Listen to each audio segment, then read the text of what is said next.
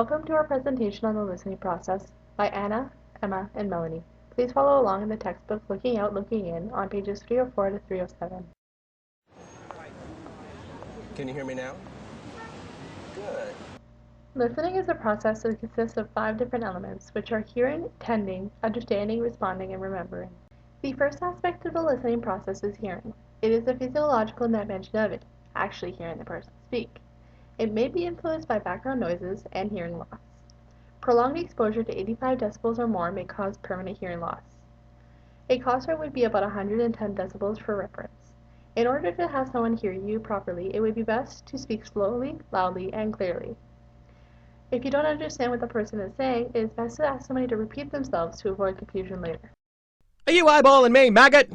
Sir, no, sir. I can't hear you. Sir, no, sir. I said I can't hear you. I know, I heard you. What did you say? Sir, no, sir. What? Sir, no, sir. I can't hear you, maggot. Sir, no, sir. Speak up. Sir, no, sir. I still can't hear you. Really? Maybe you should get your hearing checked. It's what I suspected. You need a hearing aid. What did you say? I said you need a hearing aid. Attending is the process of filtering out some messages and focusing on others. There is selective, insensitive, pseudo-listening, insinuated defense listening, stage hogging, and ambushing listening.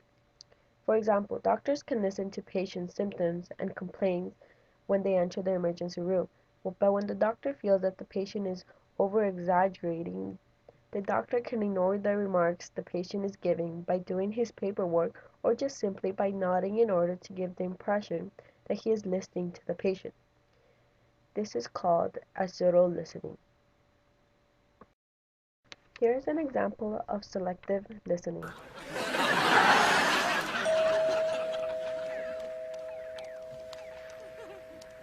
Nobody? Understanding occurs when we make sense of a message. There are different ways that a person can misunderstand a message that a person is trying to say. There can be assumptions, misunderstandings, message overload, preoccupation, media influences, rapid thoughts, but the most common one seen in healthcare environments is external noise. By the noise of machines and telephones ringing, a message can be easily misunderstood by the other person. May lead to assumptions of what they were trying to say.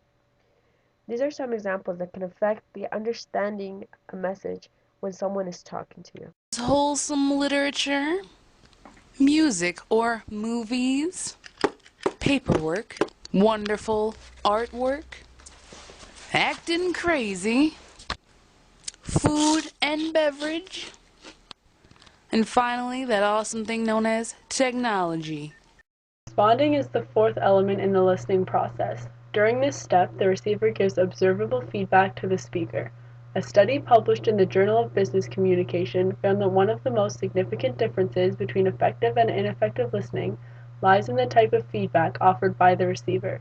A good listener can portray attentiveness through nonverbal behavior, such as eye contact and appropriate facial expressions, or verbal behaviors like answering questions or offering other ideas.